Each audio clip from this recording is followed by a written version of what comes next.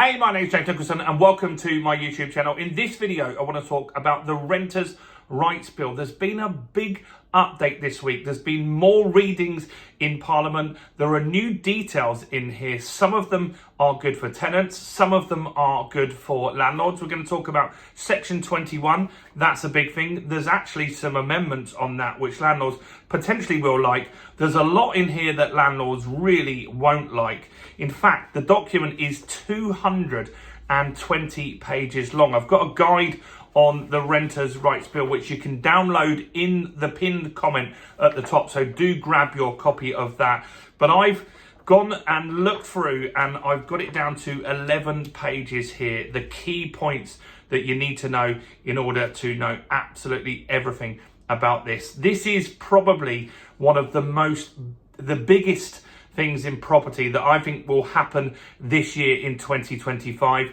And potentially this could mean a lot more landlords quit, unfortunately. So if you're a tenant and you think that's good news, ultimately what that probably means is that rents will get squeezed and increase even more. Now, a lot of this stuff is important in my opinion. I do think that tenants should have better protections. I do think that rogue landlords should be dealt with quicker and more efficient. But I also think on the flip side, bad tenants should be dealt with as well. I think a landlord should be able to get their property back quicker. Well, that's addressed in this document, so I'm going to talk about that now. Now, this video probably will be a bit longer than one of our normal videos, so do strap in and make sure that you get all this information and download the guide while you're here. Now, if you're new around here, we bring this information to the market faster than anybody else. No one has done an in-depth video like this one is going to be. So make sure you subscribe to the channel while you're here and hit that bell notification so you get all the updates on this stuff. And let's make sure that everyone knows about this particular video. This is an important one and I've spent half a day preparing for this. So do me a quick favor, smash that like button, tickle that like button, do something to that like button and comment below, even if it's just to say you think this is great or you disagree or something like that. All that engagement will get more views and make it really worthwhile the time we put into this one. So let's start going through this stuff. First off, they talk about the periodic tenancies. So we knew this was coming, and what they're basically saying is assured short hold tenancies, ASTs, that you have currently, they're abolished, they're gone. We knew that was coming. So what have they proposed here? This is getting closer to what ultimately will become the law. What they're saying here is that they will be rolling contracts in a nutshell, and the payment terms will be monthly on those, which is normal, right, on most tenancies here. And so there'll be a monthly tenancy and there will be no end period on those contracts. So they will just go on indefinitely. Now, the tenant will have the right to give 2 months notice at any point. This is something that we knew was coming. A lot of landlords are unhappy with this because you could take a tenancy on day one that you move in, give notice and be out of there in 60 days. That means the landlord then has to spend a fortune on maybe repairing any damages if you cause any issues during the property, painting and stuff like that might need to be done between tenancies. I often would do that between my tenancies, a lick of paint and stuff like that. If you've got to do that potentially every 60 days, that could be a problem. And there's costs with marketing the property. Estate agents charge landlords hundreds of pounds in order to get them a tenant. And rightly so, there's a lot of work involved in that. And so when I, for example, get a new tenant in my property, the first month rent, normally I lose half of that in estate agency fees for marketing, for vetting that tenant and stuff like that. So periodic tenancies, we were expecting that stays. Nothing really has changed there. Next, some people are calling this the rent control part. This part, you want to pay attention. So this is where things start to change. So rent control. Remember, if you want to grab a copy of this, I'm going to put it in the comments below. So rent control. Rent increases must adhere to statutory process. So you must do it in writing.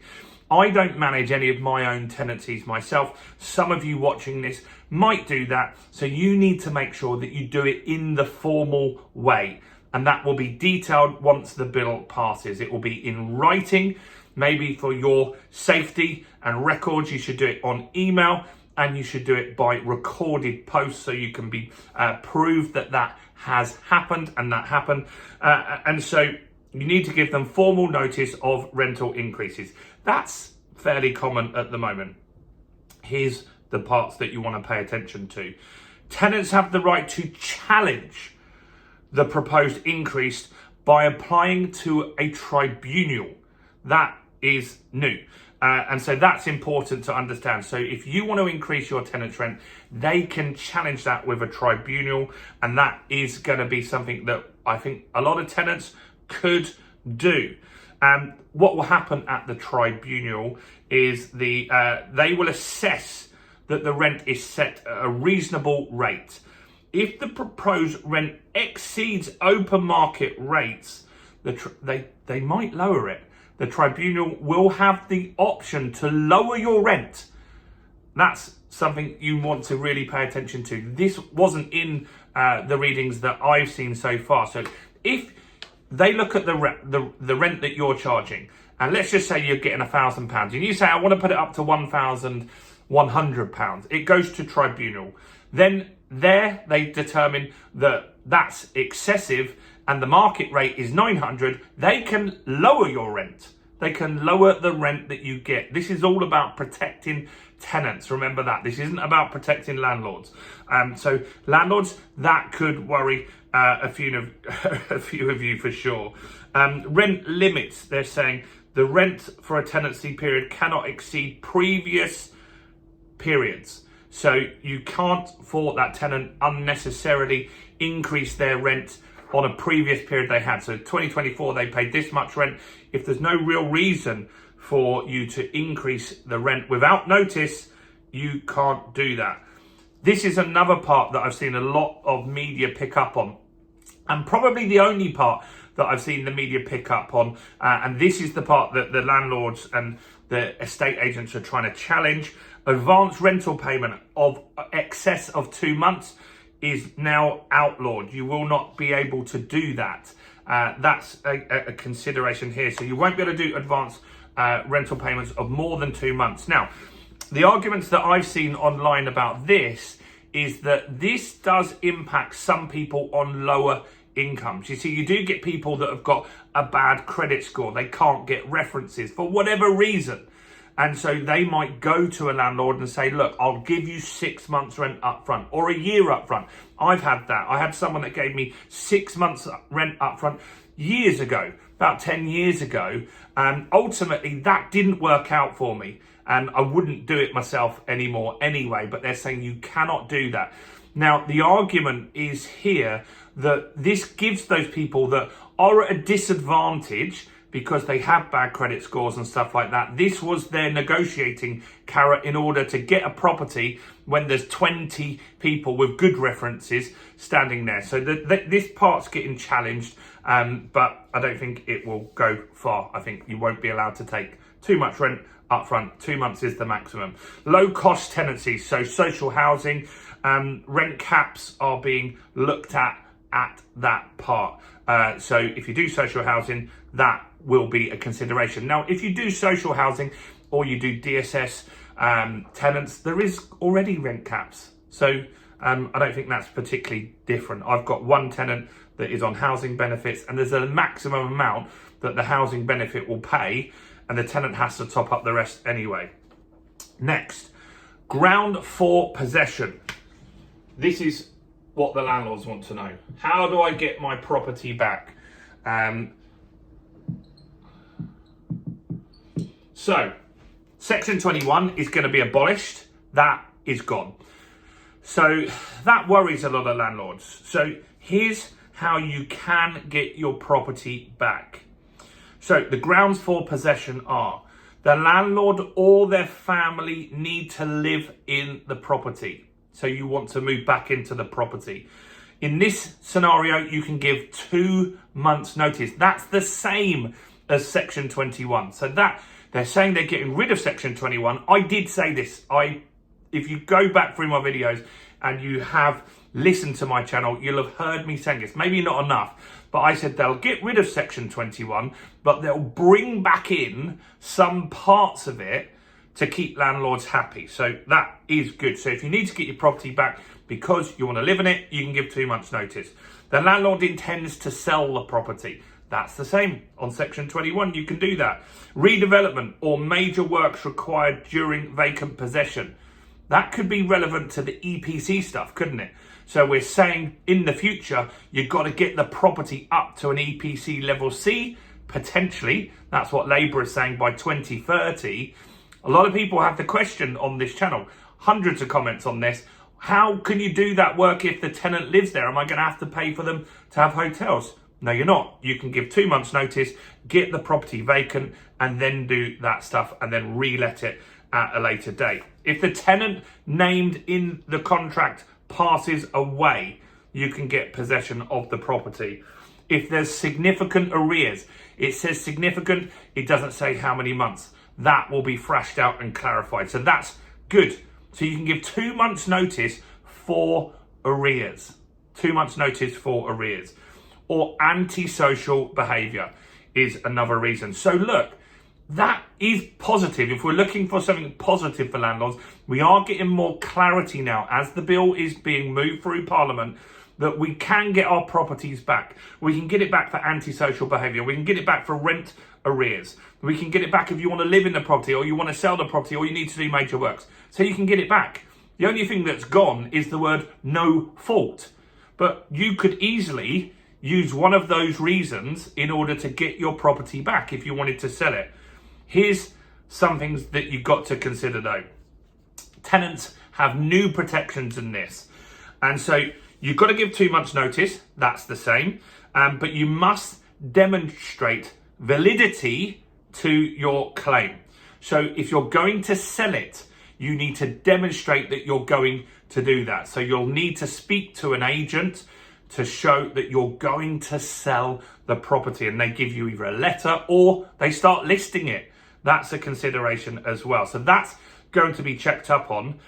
Here's a very bad part of this though. So on grounds for possession, there's a specific part in the bill called compensation for tenants.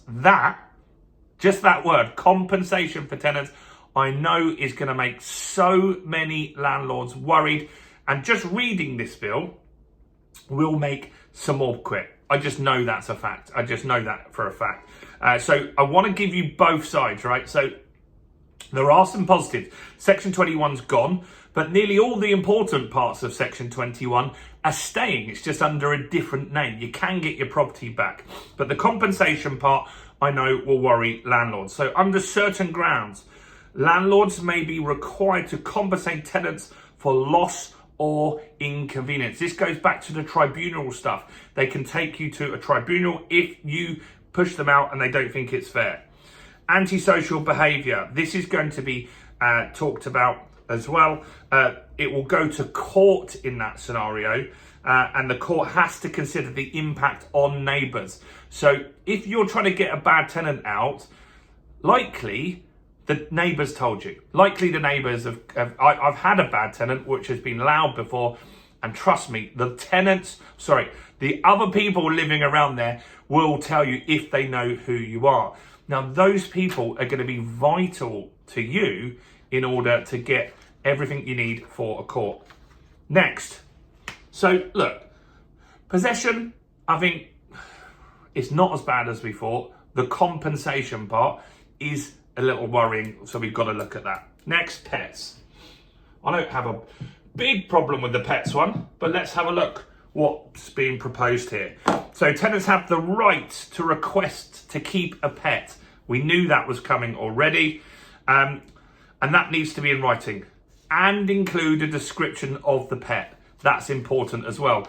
If you have a Jack Russell or a Great Dane, it's a different story, isn't it? In fact, the Jack Russell might be the one that you don't want in that scenario. I have a Jack Russell called Denny, and he barks all the time. So yeah, I wouldn't want my dog in a flat. It wouldn't be ideal. Landlord's consent. Now the landlord, if you're the landlord, can't unreasonably refuse the tenant's pet. And you need to respond to them within 28 days. If the consent is delayed, then you can be forced to basically have that pet in the property. So you can refuse the pet. This is important because this wasn't clear, and this is another thing that a lot of you have commented on. You can refuse the pet if you're a leasehold property and the property is owned by a freehold, a flat, and that freehold prohibits pets. A lot do, especially in new build ones, because the walls are so thin and you can hear everything. So that could mean that you could say, look, the whole block can't have pets. You can't have a pet. I'm sorry. That's reasonable. Another reason would be that pet could cause damage or have health and safety issues for other people in that block. That's another consideration. Here's another good part for landlords on this. So it's not all bad. Some of this is good. You can make it mandatory that the tenant has pet insurance to cover damage to your property. That's important. And that's good and that's fair. We're saying, hey, look, you want a pet? No problem. But I want to make sure that your pet doesn't make a mess in my property, doesn't ruin it. And that's important to me that you have insurance. So that's important. You can enforce that. If they don't, you could use that as grounds for possession. Here's not a great part. I mean, there's a lot of legal threats in here. If you unfairly refuse a pet, they can legally take you to court now. Not great. That's not great, is it? So pet ownership, that's that. The landlord duties. This is important. So what have we got in here? What's this part of the documents? So you must give written terms. That's a contract. You should do that anyway. Maybe you don't and you have it on a handshake. I know a few landlords that have that. It ultimately ends up bad for the landlord. So that's important that you have a tenancy agreement. It's going to be periodic though, not an AST. What else?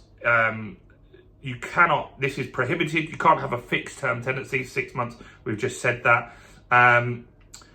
And you've got to end the tenancy properly with notice or court proceedings.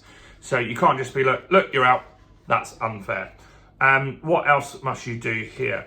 You must give them all of the documents required, like gas safe, EICR documents. That's the electric stuff that you do every 5 years. Gas safe is every year. Potentially EPC on an annual basis. We'll see what happens with that, but you've got to give them all of that stuff. You've got to be compliant. If you're not compliant with licensing and all this stuff, then they could challenge you and maybe not pay your rents. This also will help with local councils to penalise landlords. So that's very important as well. So basically, you just got to make sure everything is tickety-boo.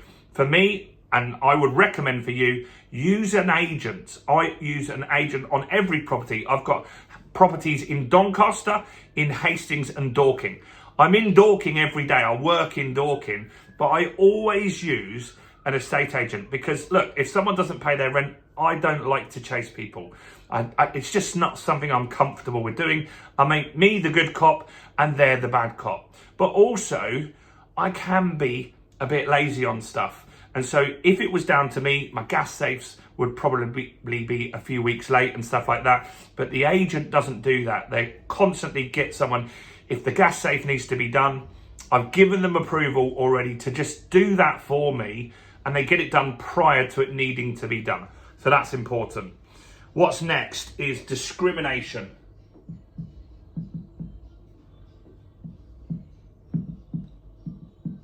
So discrimination is something that they're trying to fight here. And that's important. I think this is good and fair because I think some people are discriminated against, particularly mothers and people with pets. And it really makes it hard for people with children to get properties. So you can't discriminate now against someone that has children. I've never done that. I didn't really think that that was something that happened too often, but it does. And that's not great. You also can't discriminate on someone that has benefits. That's important. That's been talked about a lot. You do see this in adverts. I see this in adverts on Rightmove all the time, where there'll be a property for rent and then it will say no DSS or no benefits in there. That is now, well, it's not yet, but it will be illegal, so you should stop doing that. Now, will landlords bend the rules on that? Yeah, if they've got 10 applicants in front of them, they're looking at all the applicants equally, no one will know for sure whether they picked the one that had the benefits or didn't, and how they got to that process. And it will be hard to enforce that, but it will make it a little easier for other people. So that's important. You cannot stop a tenant inquiring about a property, getting information about the property, so your agent will not be able to stop that. And you cannot stop them viewing the property as well. So you have to give them the opportunity. So if they call you up, let's just say you manage the property yourself, which, as I've said, I don't think you should do. But if you do, let's just say you do, and a tenant calls you up and says, I want to view the property, but I'm on benefits. You cannot discriminate against them. If you do, you could get taken to court. I'm going to talk about fines in a minute. So what else is important here? You can't put restrictions on the property, like prohibiting children or people visiting a property. That's rare, but I do know that some people do that. I have seen that. And so you will get some landlords that say, I remember I rented a room. I moved out at 16 years old. My dad died when I was basically 0. And my mum became an alcoholic and then got a lot of mental health issues. And so I couldn't cope with that. And I ended up moving out at 16 years old. And I rented a room. I worked in Burger King as a manager, so I could afford it. I just rented a room. But there was a clause in the contract on that said I couldn't have friends over. Like, I couldn't have friends over. It was ridiculous. And I couldn't have anyone to stay the night, which wasn't great either. Now, I understood that one maybe, but having friends over wasn't great. You got your own property, you want to get them to come around and play on your Nintendo 64 like I did back then, but I couldn't. And they lived in the adjacent property, so it made it really difficult. So you can't put clauses like that. Now, local authorities, if you breach these things, which you've got to be careful now. So if someone calls you up, you're managing the property yourself, and you say, look, you're on benefits, you can't look at the property, you could be fined £7,000. £7,000 before you've even let out your property if someone really took action on this and got the local authorities into this. So you should be very cautious about what you're saying and just be fair to everyone in the market going forward. So that's that. Next, decent home standards. We've seen talk about this as well. And so the decent home standards is important. There's something, I got this wrong, so if I pronounce this name wrong, I do apologise. I think it's AWAB's law, and that was about mould in a property. And so in that, it was a housing association or a council had mould in a property, specifically black mould, and a young child unfortunately died from that. So now it's more important that we don't have those kind of issues or risk that, because that's awful what happened in that scenario. And so now there are going to be stricter regulations, and they'll be more specific. We haven't got these yet on what's required. And so these are the requirements. In short, the property needs to be safe, warm, and in good repair. Now that's massively open to interpretation, isn't it? But we will get more details on that as this goes through. But what's important is if you're a landlord and someone reports something, for example, mould, that you get someone out immediately to determine, is this something that needs fixing, or is this a tenant issue? Because some of them are. Sometimes tenants just aren't opening windows when they're drying their clothes and the property gets mouldy. That happens. And so you would need to, in that scenario, get somebody out to look at it and then put in writing, this is what needs to happen. They need to open the windows more. Or there is a mold problem. We need to fix this. And so that would then be in writing. You'd either have to fix it or you'd have to notify the tenant, this is happening because you're not airing the property out properly. And so that's important that that's documented, because if they then came back to you, you could get fined a hell of a lot here. And so this is very important. So they're going to make sure that the state of repair is there, that it's safe, it's secure, and it's comfortable for the occupants, and it can have a suitable temperature. That will lead more into the EPC stuff when that comes through. But if the property is just freezing, doesn't have good heating, that's not going to help you at all. Now, this is another concerning one. Well, you kind of have this stuff already, but the local authorities will be able to use this stuff in order to fine landlords. And so that's very, very important as well. So you can have financial penalties, an emergency action. This is new. I haven't seen this happen. Emergency action may be taken if the property poses an imminent risk to health or safety. So that could be something that could cost you a lot of money. So in short, if you've got a problem, fix it or sell your property. Enforcement, what are they going to do to make sure you comply with these things? This is important here. Not much more to go. So enforcement, local housing authorities, they will have a general duty to enforce these rules in their area, and they're going to monitor and check you're compliant and address any violations. Now, what I think will happen short term is tenants, as they see about this renters' rights bill, will start reporting more to councils. Any problems you don't deal with will get reported to councils quickly. That's why, for me, I think it's important to use an agent. So I have an agent. I've got a new flat that I've just bought. You've seen that if you've watched the channel for a while. And unfortunately, there's an issue with the boiler. It got fixed within 12 hours though. So the agent said, this is the problem, this is the cost. They dealt with it. They got it fixed. So there's a trail on that. I know that agent has all the systems in place to log all the maintenance. I wouldn't do that myself, right? So if that tenant contacted me directly, I'll be honest, I would have dealt with it on WhatsApp and said, yeah, no problem, I'll get a plumber out. I'd have called John the plumber. I'd have got him out. He would have fixed it. I would have paid him. But it would have been difficult to go to a court or go to a council and say, this is when they called me, this is what happened, this is when it was dealt with. So estate agents are really going to be worth their weight in gold, I feel. So what else is going on? Investigatory powers. So if there's a problem with the property, the council will be able to require landlords now to provide documents or information on that stuff. They'll also be able to enter and inspect the property with or without a warrant. With or without a warrant. That is new. So they could, effectively, this is saying, you could get someone complain about your property, say this is dangerous, maybe it's an electrical thing or something like that. Then the council could just turn up at that property, do an inspection. You might not even know that's happening. And that's not great, is it? So that's why you need to keep on top of all of your maintenance. You could also get sanctions. So you could get major, severe financial penalties for violations, such as operating unlicensed or failing to meet housing standards. Repeat offenders or serious breaches may result in criminal prosecution. That's not great.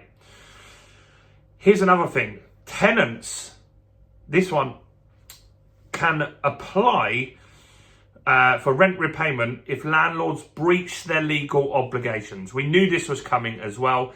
So what we're saying here is your tenant pays you £1,000 a month in rent. Then they contact the council because you didn't fix something. It took 6 months to fix. They could go to the council and apply to get a rebate of that rent. £1 a month, £6 back, plus you've had to pay for that maintenance. So this means that tenants could get major compensation in various different routes here if you're not on your A game. So it's more important than ever before. A little plug here. I've got a program called The Fundamentals of Property Investing, which I'm going to link down below. It's £25 at the moment, and that will help you really understand everything that you need to do to be compliant as a landlord. That's very, very important. So do go and check that. Next, penalties and compliance. Fines can reach £7,000 for specific offences. And the proceeds will be used to cover enforcement costs. So basically go to the council. Here's the rights, the new rights, tenants' rights. Last bit here. Remember, I'm going to put all of this in a guide, an ebook, which you can download below. So click on the link and download that now. Now, here's something that I want to also cover. So they're going to abolish the Section 21. We know that. But the stuff that they brought back here isn't actually that bad. It's basically saying you can't get rid of someone for no fault, but it's giving you a list of different reasons why you can get your property back. You want to sell it, they ruined the property, and all of these sorts of things. So yeah, I don't think that's too bad. Tenancies are now periodic, meaning if a tenant takes your property, they can give you 2 months notice at any time, meaning they're not stuck somewhere for a year if they don't like you or the area or something like that. That gives them real protection. They can also challenge your rent increases. So they can take you to the ombudsman, the tribunal, and they can challenge your rental increases. And the risk you have there, so if you increase the rent and basically at the tribunal, they say, nah, this isn't right, you're charging way too much, they can actually reduce the amount you're already getting before the rent increase. That's something to consider. Right to keep pets, we knew that was coming. I think that's fairly reasonable. You can say no on certain grounds. You can say no if the freehold or the leasehold that you've got doesn't permit it. So that's going to protect you there. Compensation for unlawful eviction. So let's just say you removed your tenant, and then because you removed that tenant, you didn't actually sell the property, or you didn't move back into it, but that's the reason you gave. They could get compensation for you. So you've got to be careful with what you do here. Rent repayment orders. This is another thing we just covered, that if you don't provide them with a fit and proper home for a period of time, they could get rent reimbursed for that period as well. And also the last thing is protection against discrimination. So if you want to stop someone coming into your property because they're on benefits or they've got children, can't do it. You just can't do it anymore. So this is a lot. There's a lot that we've gone through here. Half an hour now, 35 minutes that we're into this video. But I'd really like your thoughts, opinions, observations on this. Comment below. Let me know if you're a tenant and you think this is good or bad. Let me know if you're a landlord if you think this is good or bad, or maybe you're just a homeowner of some sort and you just want to know what's going on in the market.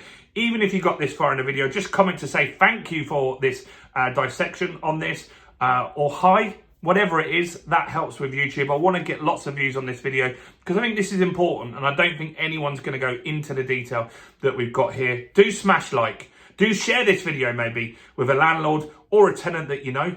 Just press that share button and you can WhatsApp it, Facebook, email it to someone, and grab that ebook guide. Then you've got all of this in an ebook and you know exactly what's going on. Do check out all the other content on my channel, including this video right here.